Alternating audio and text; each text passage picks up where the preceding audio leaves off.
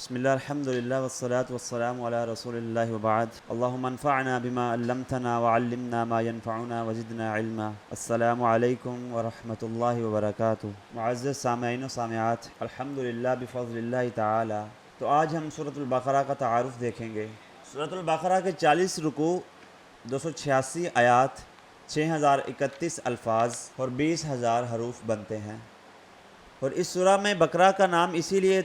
موسوم ہوا، اسی لیے ذکر کیا گیا۔ اس سورہ میں بقرہ کا لفظ اس لیے استعمال کیا گیا کیونکہ حدیث میں آتا ہے کہ جو سورۃ الفاتحہ کے بعد پہلی سورت ہے وہ سورہ البقرہ ہے، اور یہ سورۃ البقرہ باقی سورتوں کی طرح ہی اس کا ایک نام ہے، یہ بقرہ اس کا عنوان نہیں، کیونکہ جب بھی کوئی قلم نگار اپنی قلم اٹھاتا ہے کسی بھی موضوع کے لیے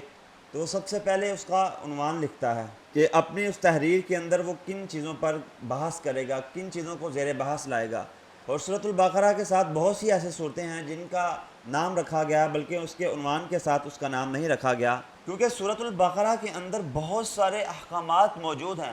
امام ابن کثیر رحمہ اللہ فرماتے ہیں یہ سب سے بڑی سورہ اس لیے سورہ ہے کہ کثیر تعداد میں اس میں احکام مذکور ہیں، اسی لحاظ سے بھی یہ قرآن پاک کی سب سے بڑی سورہ ہے، اور کسی ایسے واقعہ کے ساتھ اس کا نام منسوب کر کے رکھا گیا جس کے ساتھ ذہن نشینی آسان ہو، اور اس سورہ میں ایک گائے کا واقعہ موجود ہے جس کی وجہ سے اس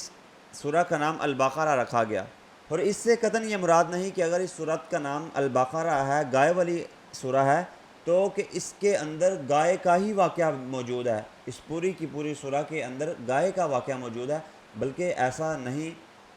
صرف ایک واقعہ گائے کا موجود ہے جس کی وجہ سے اس کا نام البقرہ رکھا گیا۔ اور اس کو البقرہ کہنے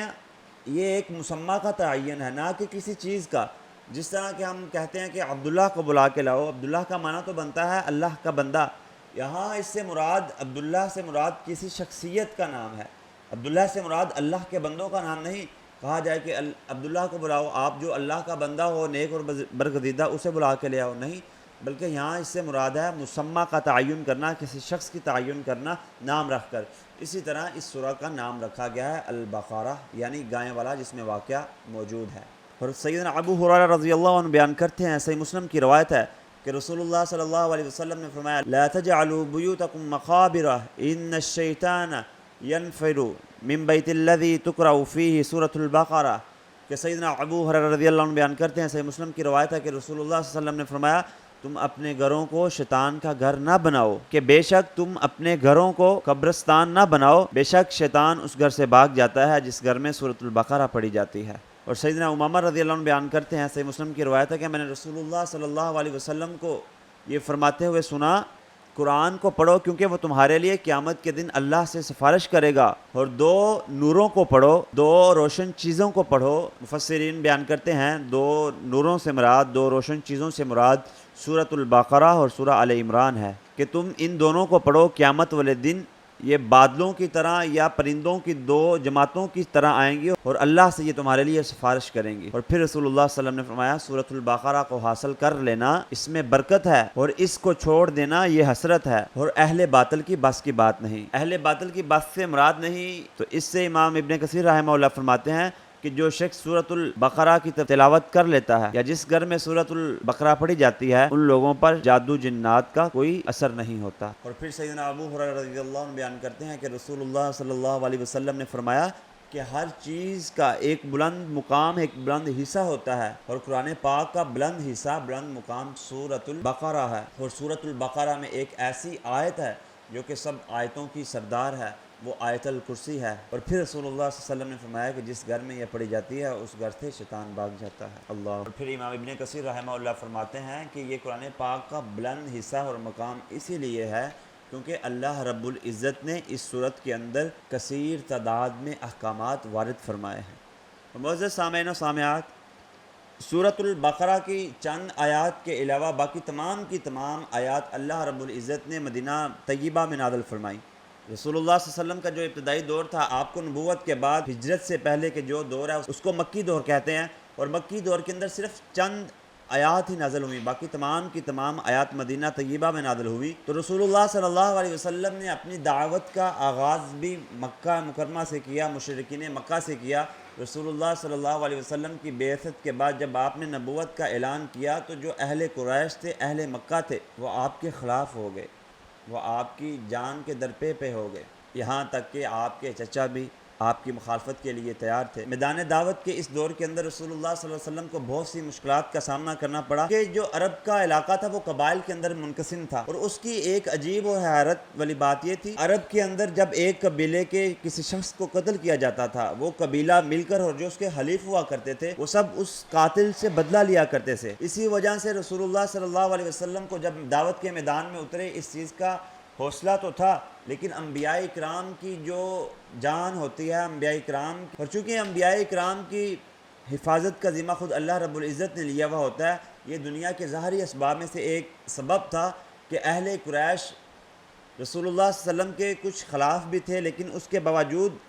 آپ کی جان کے تحفظ اہل قریش کے ذمہ میں تھا۔ لیکن پھر جب سیدہ خدیجہ رضی اللہ عنہ اور آپ کے چچا ابو طالب رضی اللہ عنہ جب ان کی وفات ہو گئی، اس کے بعد پھر رسول اللہ صلی اللہ علیہ وسلم کا مکہ کے اندر رہنا مشکل ہو گیا تھا، اس کی وجہ سے پھر اللہ کے حکم کے ساتھ آپ کو ہجرت کرنی پڑی۔ جب آپ ہجرت کر کے گئے، ہجرت کرنے کے بعد جب آپ مدینہ میں گئے، مدینہ میں اوس اور خزرج دو قبیلے بستے تھے جو کہ اعتقادات کے لحاظ سے مشرکین مکہ کے طرح ہی تھے، چند بنیادی چیزوں کے علاوہ وہ کچھ بھی نہیں جانتے تھے۔ پھر رسول اللہ صلی اللہ علیہ وسلم نے اپنے دعوت کا میدان وسیع کرتے ہوئے اوس اور خزرج میں دعوت تبلیغ کا کام شروع کیا، پھر یہودیوں کا ایک قبیلہ جو وہاں پہ بستا تھا، پھر اسی طرح یہ سلسلہ چلتا رہا، اور اسی سورہ کے اندر اللہ رب العزت نے شرک کی نفی اور مرنے کے بعد دوبارہ جی اٹھنے کا تذکرہ کیا ہے، اور اس کی ابتدائی آیات میں اللہ رب العزت نے یہ واضح دو ٹوک الفاظ میں ارشاد فرما دیا کہ اس قرآن کا، اس کتاب ہدایت کا من جانب من اللہ ہونے میں کسی بھی قسم کا شک و شبہ نہیں، یہ اللہ رب العزت کی طرف سے۔ اور پھر اس سورہ مبارکہ کے اندر اللہ رب العزت نے فرما دیا کہ جو اپنے رب کی ہدایت سے مستفید ہونا چاہتے ہیں، یہ کتاب ان کے لیے ہدایت کی کتاب ہے۔ مشرکین مکہ کا ذکر فرمایا، دوغلا پالیسی اختیار کرنے والے جو مسلمانوں کے آستینوں کے سانپ ہیں ان کا تذکرہ فرمایا، منافقین کا، پھر آگے چل کے یہودیوں کا تذکرہ فرمایا بنی اسرائیل کے متعلق، پھر آگے چل کے جو بنی اسرائیل کے متعلق چیزیں تھیں وہ اللہ رب العزت نے اہل ایمان اور مسلمانوں کے لیے وعدے کیے، اور جو بنی اسرائیل تھے اپنے آپ کو سنت ابراہیم پر، دین ابراہیم کے پیروکار سمجھتے تھے، حالانکہ وہ دین ابراہیم کے بالکل، پھر آگے چل کے یہ بتایا کہ جو بنی اسرائیل تھے وہ اپنے آپ کو دین ابراہیم کے پیروکار کہتے تھے، حالانکہ وہ دین ابراہیم سے بالکل نہ واقف اور نہ آشنا تھے، یہاں تک کہ جب پھر انہوں نے اپنے آپ کو دنیا میں دیکھا تو پھر اپنے آپ کو سلیمان علیہ السلام کی طرف منسوب کر کے کہنے لگے ہم ان سے جو جادو کرتے ہیں وہ سیکھتے ہیں، حالانکہ جادو تو کفر ہے، سلیمان علیہ السلام کفر نہیں کرتے تھے۔ پھر اس کے اندر سیدنا آدم علیہ السلام کا وہ ذکر موجود ہے، جب ان کو جنت سے نکالا گیا، جب انہوں نے اللہ رب العزت نے بنایا فرشتوں کا انکار کرنا، اور پھر اس میں سیدنا آدم علیہ السلام کا تذکرہ موجود ہے کہ اللہ رب العزت نے فرشتوں سے مشورہ کیا، فرشتوں کو کہا کہ میں ایک اپنا خلیفہ بنانا چاہتا ہوں، تو فرشتوں نے کہا اللہ کیوں بنانا چاہتا ہے، وہ خون برپا کریں گے، فساد کریں گے، حالانکہ ہم تو تیری عبادت کے لیے کافی ہیں، لیکن اللہ رب العزت نے فرمایا کہ جو کچھ میں جانتا ہوں وہ تم نہیں جانتے۔ پھر شیطان نے اس کے انکار کیا، اللہ رب العزت نے شیطان کو دنیا سے نکال دیا،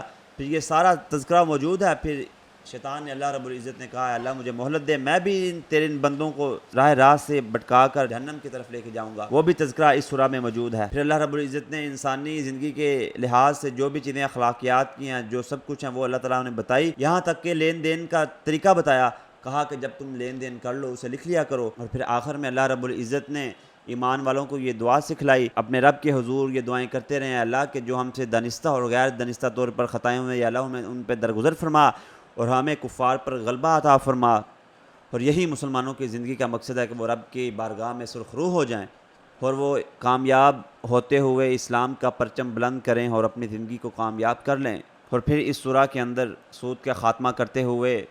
صدقہ و خیرات کے فروغ کے لیے اللہ رب العزت نے ارشاد فرمایا، اور پھر اس سورہ کے اندر سود کا خاتمے کے لیے اور صدقہ و خیرات کے فروغ کا حکم دیا، اور پھر اس کے ابتداء میں اور آخر میں ایمانیات کے متعلق بھی بتایا۔ سیدنا عبداللہ بن عباس رضی اللہ عنہ بیان کرتے ہیں کہ ایک دن جبرائیل امین رسول اللہ صلی اللہ علیہ وسلم کی خدمت میں تشریف فرما تھے کہ اچانک ایک آواز آئی اور کہنے لگے جبرائیل امین، اے اللہ کے رسول، یہ جو ابھی آواز آئی ہے یہ آسمان کا ایک دروازہ کھولا گیا ہے جو آج سے قبل کبھی بھی نہیں کھولا گیا، اور اس دروازے سے ایک فرشتہ اللہ رب العزت نے نازل کیا ہے جو آج سے قبل کبھی اس دنیا میں نہیں آیا، اور وہ آپ کے لیے دو نوروں کی خوشخبری لے کر آیا ہے، ایک سورۃ الفاتحہ اور دوسری سورۃ البقرہ کی آخری دو آیات۔ اور ایک روایت میں آتا ہے کہ تم سورۃ البقرہ کی آخری دو آیات کو پڑھ کر اللہ رب العزت سے جو دعا کرو گے اللہ رب العزت تمہاری وہ دعا کو پورا فرمائیں۔ تو معزز سامعین و سامعات، اس قدر اللہ رب العزت نے اس سورہ میں اپنے احکامات کو ذکر فرمایا، آگے چل کر ہم ان احکامات کو مزید غور سے دیکھیں گے۔